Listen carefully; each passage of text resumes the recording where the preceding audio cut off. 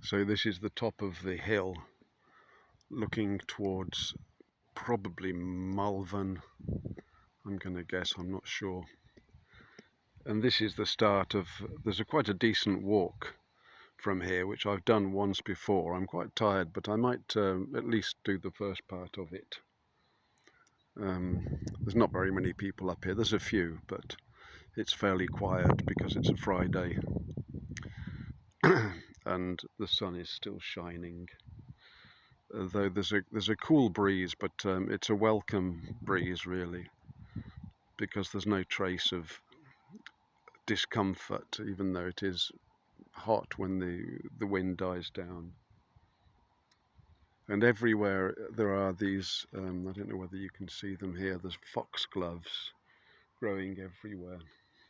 And since I've gone carnivore and started looking into the nature of plants, which I'd already slightly suspected, I remember I talked about this tree once and the spirit that it contains. It occurs to me that foxgloves are known for their extreme poisonousness. And many plants actually are indeed poisonous, even though we eat them, or hallucinogenic. Somebody was asking about the validity of eating mushrooms on the carnivore diet. Well, of course, mushrooms, they are both deadly and hallucinogenic. In the supermarket, they'll say, well, there are some mushrooms that you can just have with your breakfast, but I'm less sort of convinced about that now, that mushrooms are a great thing to be eating. They're slightly odd. I prefer to have the hallucinogenic variety and certainly avoid the fatal type. But as a form of nutrition, I don't think they're great.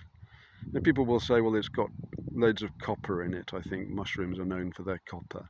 But again, I think you get all these things from beef. So no more mushrooms for the time being. I had my breakfast in Wetherspoons. That was a really good deal. I think it varies where you go, but I went to the one in Dudley and I got 2 eggs, 2 rashers of bacon, 2 sausages, which are, of course, they do contain some carbohydrates, but I'm not, too strict about that. And then coffee, you can have as much coffee as you can drink. And it was less than £5. It's such a good deal. I'm a huge fan of Wetherspoons. It gets a bad name in this country for some reason, but I think it's a great place. And it's certainly the most economical place. So you get all the, poor people like me or mean people like me going in there.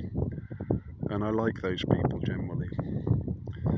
So the walk proceeds through that gate. I don't know whether it's visible. So I shall take that route and we'll see where I end up. God bless.